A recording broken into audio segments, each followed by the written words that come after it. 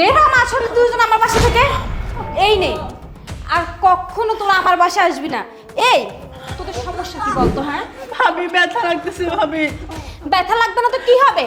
ব্যথা লাগার জন্যই তো এত অত্যাচার করি। তাও তো বের হস না আমার বাসা থেকে। শোন, নিজের জামাইকে তো খেয়ে বসে আছিস, এখন আমাকে খাওয়ার জন্য বসে আছিস। শোন, নেক্সট টাইম আমার বাসার সামনেও আসবি না। তুই তোর ছেলেকে নিয়ে জাহান্নামে যাবি না কোথায় যাবি সেটা আমার জানার দরকার নেই। যাবে না ভাবি আপনার বাইরে দিলে আমাকে বাইর করেন না ভাবি।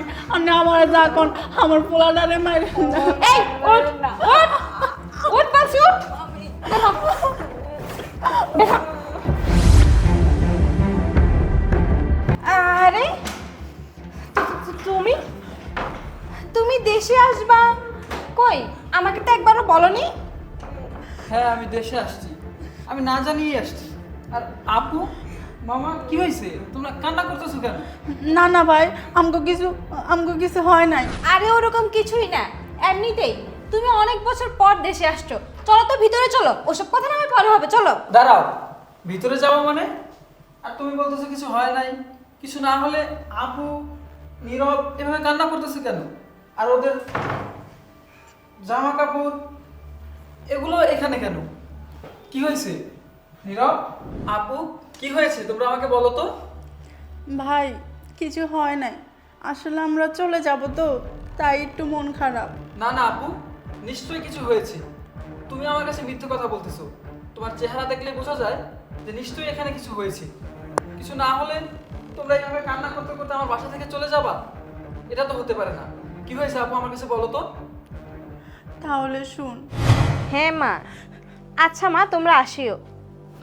আচ্ছা মা, একটু রাখো তো। তামু বোন, কি হয়েছে তোমার? কান্না করছো কেন? আরে কি হয়েছে বলো, এরকম কান্না করছো কেন? নীরবের এই অবস্থা, তোমার এই অবস্থা, কি হয়েছে আমাকে খুলে বলো তো। ভাবি আমার সব শেষ হয়ে গেছে ভাবি। সব শেষ হয়ে গেছে? কি শেষ হয়েছে? আরে তোমরা তো আমাকে কিছু খুলে বলবা, কি হয়েছে বলো না। ভাবি নীরবের আব্বু আর নাই। কি কি বলতেছো এসব? নীরবের আব্বু আর নাই মানে? কখন কিভাবে এসব হলো? তোমরা তো আমাকে কিছুই জানাওনি। আর তাছাড়া ওর আব্বু নাই, তুমি এই অবস্থায় এখানে আসছো কেন? ওরা আমার বাড়িতে বাইর করে দিছে ভাবি। গত 3 দিন আগে ওর আব্বু ঘুমের ভিতরে হার্ট স্ট্রোক করে মারা যায়। 3 দিন না যাইতেই আমার শাশুড়ি আমার ননদরা মিলে আমার বাড়িতে বাইর করে দিছে। সহায় সম্পত্তি যা ছিল সব ওদের নামে নিয়ে আমারে আর আমার ছেলেটারে বাড়িতে বাইর করে দিছে। কইছে আর কোনোদিন ওই বাড়িতে না যাইতে ভাবি। জানোই তো নিজের স্বামী না থাকলে এই দুনিয়াতে কিচ্ছু নাই। ভাবি তোমার পায়ে ধরি ভাবি, হাম করে তোমার বাড়িতে একটু থাকতে দাও ভাবি। আমি আর আমার পোলাটারে তোমাকে বাড়িতে একটু থাকতে দাও। তোমরা ছাড়া আমার এই পৃথিবীতে আর কেউ নাই ভাবি। তোমার পা আচ্ছা আচ্ছা আচ্ছা, উঠে বসো উঠে বসো। তুমি বাড়ি থেকে বের করে দিছে, এখন তোমরা এখানে থাকবা? কিন্তু এটা কি করে হয়? সমাজের মানুষজন কি বলবে বলো? একটা মেয়ে যদি শ্বশুর বাড়ি থেকে চলে আসে তাহলে কি তার আর কোনো দাম থাকে? তাছাড়া জানোই তো তোমার ভাই অনেক কষ্ট করে ইনকাম করে, আমার এই সংসার চালাতে অনেক কষ্ট হচ্ছে। তোমার ভাই অনেক ঋণ করে প্রবাসে গেছে, সব কিছু তো তোমরা জানো। শোনো, এরকম হবেই। তুমি জোর করে না হয় ওই বাড়িতে যাও, থাকার চেষ্টা করো, মানিয়ে নাও। দেখবে তুমি যদি ওদের সাথে মানিয়ে নাও তাহলে ওরা তোমাকে ঠাঁই দিবে। তুমি বরং তোমার ছেলেকে নিয়ে চলে যাও। আমি চেষ্টা করছি ভাবি, থাকার চেষ্টা করছি। তারপরে গ্রামের মানুষ আমার দিকে কোন নজর দেয়, আমার অপয়া কয়। তারপরে অগরে নিয়ে আইছি, কইছি যে আমগরে একটু থাকতে দেন, থাকতে দেয় নাই ভাবি, আমগরে বার করে দিছে। হয়েছে, থামো। তুমি যে কেমন মেয়ে সেটা আমি খুব ভালো করেই জানি। তোমার ব্যবহার আচার আচরণ কেমন সেটা আমার চেয়ে ভালো কেউ জানে না। নিজের হাজবেন্ডকে খেয়ে বসে আসো, এখন আমার সংসারে আসছো। না জানি আমার সংসারের কি হাল হবে। তোমার মতো একটা অলক্ষ্মী এসেছে আমার সংসারে, এখন আমার সুখের সংসার মনে হয় একদম আগুন লেগে যাবে। শোনো, ভালোই ভালোই বলছি, আমার বাসা থেকে চলে যাও। আর যদি আমার বাসা থাকতে হয় তাহলে আমি তো এমনি এমনি তোমাদেরকে রাখতে পারবো না। আর তোমরা আমার বাসায় কাজকর্ম সব করতে হবে। আমার বাসায় যাবতীয় যা কাজ আছে, ঘর মোছা, কাপড় ধোয়া, রান্না বান্না করা, সব করতে হবে। আমি কাজের বুয়াকে বিদায় করে দিব, আর কাজের বুয়ার কাজগুলো তুমিই করে নেবে। যদি তুমি তোমার ছেলের সাথে থাকতে চাও তাহলে এটা তোমাদের মানতে হবে, আর না হলে চলে যাও। কোনো সমস্যা নাই ভাবি, আপনি যা কইবেন আমরা তাই করুম। শুধু আম করে একবেলা খাইতে দিলইব, আপনার ঘরের সব কাম আমরা করে দিব। দরকার পড়লে আম করে ঘরের এক কোনায় একটু ঠাই দিয়ে। ঠিক আছে, আচ্ছা তোমরা এখন ওই রুমে যাও, আর বাসায় যা যা কাজ আছে ওগুলো করে নাও, যাও। আচ্ছা ভাবি। আর শোনো, একটা কথা বলছি, তোমার ভাইয়া যদি কল করে বা কোনো কিছু জানতে চায়, কিচ্ছু তোমার ভাইয়াকে বলবে না। খবরদার তোমার ভাইয়া যেন কোনো কিছু জানতে না পারে। যদি জানে তাহলে তোমাদের মা ছেলে দুজনকে আমি ঘর ধাক্কা দিয়ে বের করে দিব, কথাটা মাথায় রেখো। আচ্ছা ভাবি। যাও।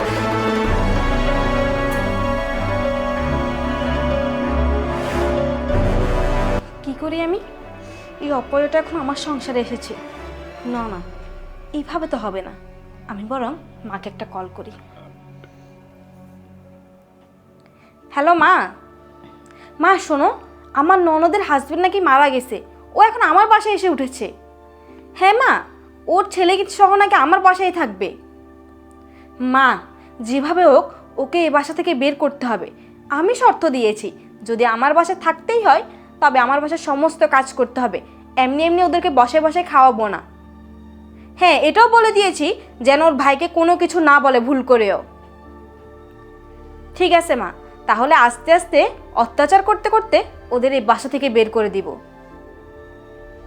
আচ্ছা মা, আমি এখন রাখি, গিয়ে দেখি নবাবজাদি কাজ করছে কিনা।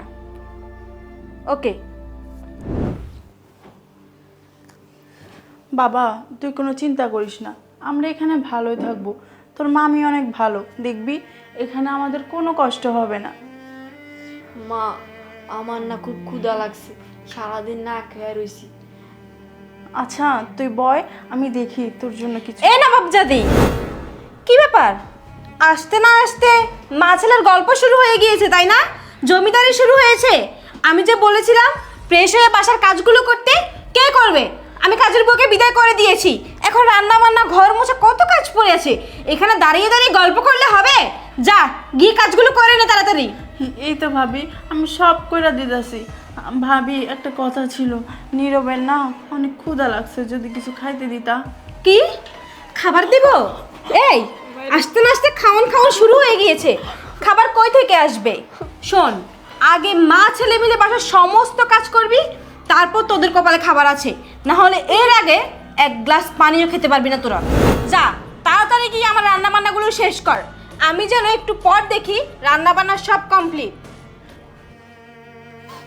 বাবা তুই বস, আমি সব কাজ করে দেখি তোর জন্য কিছু আনতে পারি কিনা।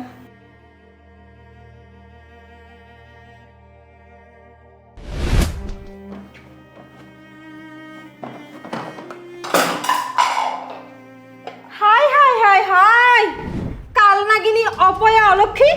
এই তোকে দিয়ে তো দেখতে কিছুই হবে না। তুই শুধু শুধু আমার সংসারে অশান্তি করার জন্য, আমার সংসার খেয়ে ফেলার জন্য আসছিস আমার সংসারে। এই এটা কি করলি তুই? কাজ একটাও ঠিক করে করতে পারিস না, না? সারাদিন শুধু খাওয়া আর শুয়ে থাকা, কাজের দিকে তো কোনো খেয়াল নেই। একটা কাজ যে নিখুঁতভাবে করবি সেটাও তোদের দ্বারা হবে না। এই কেন আসছিস? হ্যাঁ কেন আসছিস? তোকে তো আমি আমার ঘরে জায়গা দিয়েই ভুল করছি।